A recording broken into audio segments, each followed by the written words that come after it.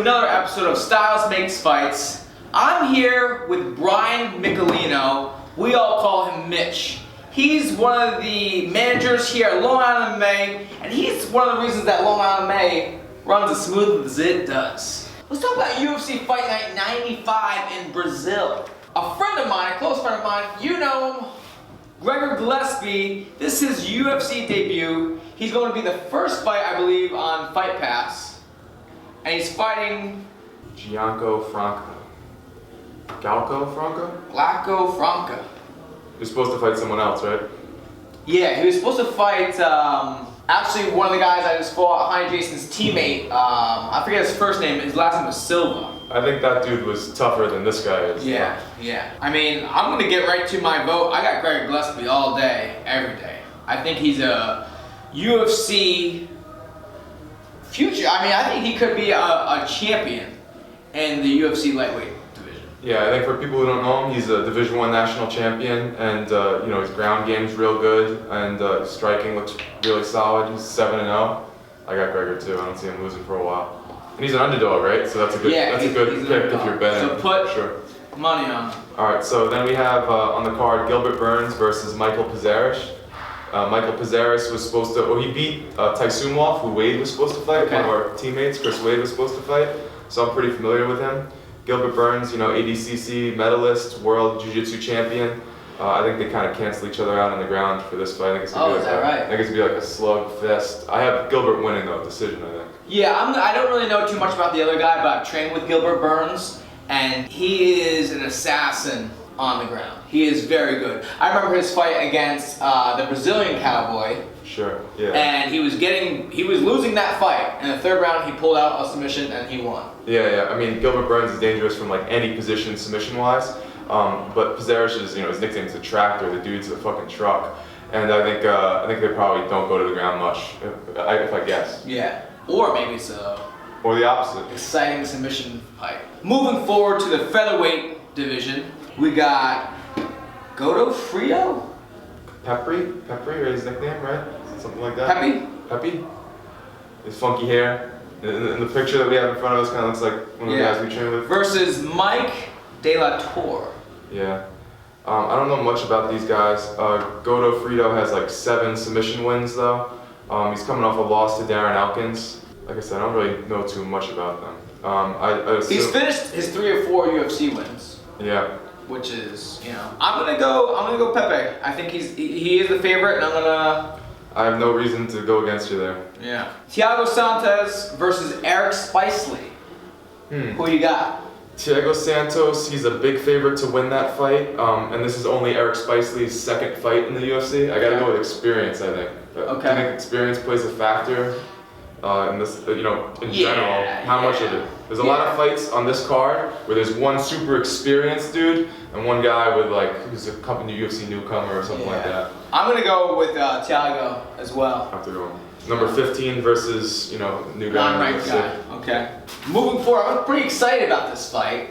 We got Francisco Ronaldo versus Paul Felder. The Irish Dragon. Irish Dragon. He's the commentator for CFFC too, Paul Felder.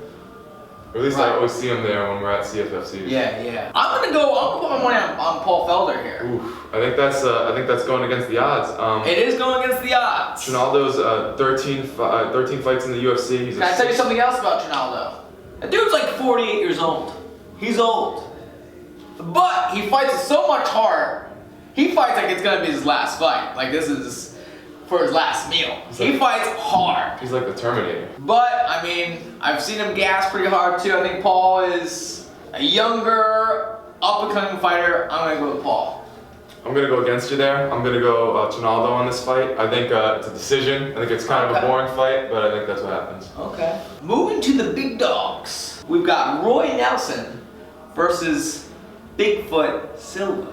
Another fight I'm not sure how many people care about, right? They're both like 1-4 in their last 5. Someone's gotta go. Someone's gonna get the axe after this one. Bigfoot has won 2 of his last 8. It's a lot.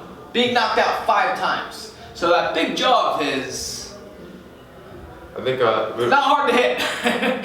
we got a few PED users in here, right? I think he's a former one that's really hurting him after that, and I think he's going down. I think I got Nelson on this one. Nelson's minus 350 is some of the odds said. Yeah, Bigfoot's coming off of 2 losses. Nelson just lost, He fought- but I felt he won. I was there. He fought Derek Lewis. Yes, Yeah. and he wasn't just doing what heavyweights do and just throwing bombs and hoping someone falls down. He was wrestling. He was trying to do a little ground and pound. He was, he was doing all aspects of MMA, not just a slugfest. Despite his gut too, he's pretty dynamic. He's good on the ground as well. He's hard to pick against. I believe he's a black belt. Yeah, black belt. Yeah. Good black belt too for a long time. Moving back to the featherweight division, we got Heno Brow versus Philippe Nover. It's your division. This is again my stomping grounds. Now, what number of fight is this for Brow in that division? Is this he was 135 previously? So, Brow, this is gonna be his second fight at 145. His first fight at 145 was against a common opponent, Jeremy Stevens, that I fought. But me and Jeremy Stevens got after it. Jeremy Stevens versus Brow, those two just hung out and looked at each other. Yeah. It was a pretty boring fight. But Brow is very dangerous. Maybe Stevens respected that, and that's why it was. Is he a big guy? I've never seen him personally, and the weigh-ins haven't happened yet, so I haven't got to see them next to each other. Right. But I He's feel probably like a little taller than me. I feel like he's not that big. 5'7", 5'8", maybe something like that. The Filipino assassin. I like Felipe Nover. I think we've trained with him Yeah, a before. little bit. We've done a little cross training. He's from Brooklyn, so we're from New York, so we should vote for him. But I gotta go Brow again. Yes. Hang on. I want Felipe to win in the worst way. Yeah, I'm rooting for Nover. I want him to win.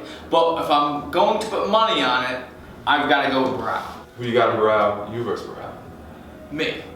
Moving to the main event of UFC Fight Night 95, we've got Chris Cyborg versus Lena Lansberg. The Elbow Queen. That's her thing? Yeah, that's her thing.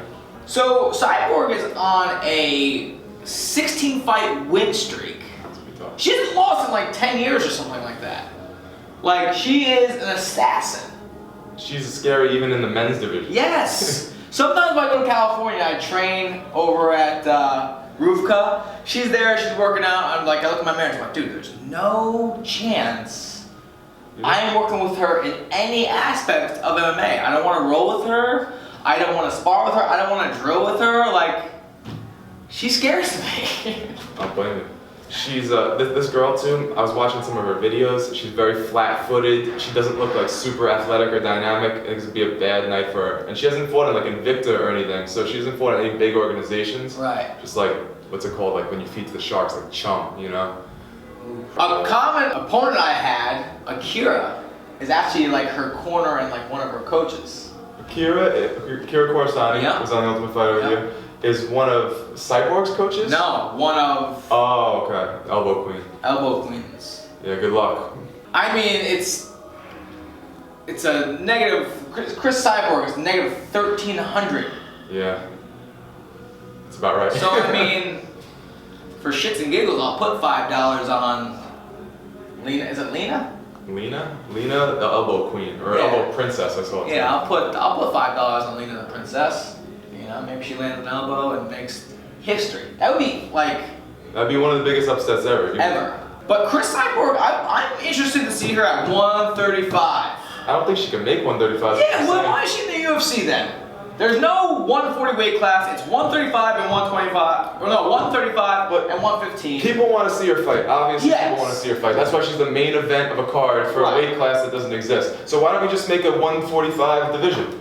Why can't we have women? There's good enough women, right? Invicta has a 145 division. Why not? Yeah, but we'd be taking all the women from Invicta to the UFC. Let's do it.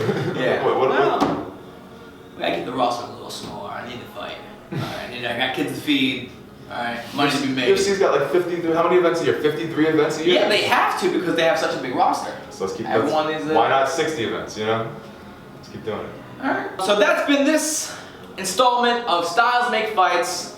Thank you, Brian, aka Mitch, from here at Long Island MMA. Stay tuned to the next installment. Good.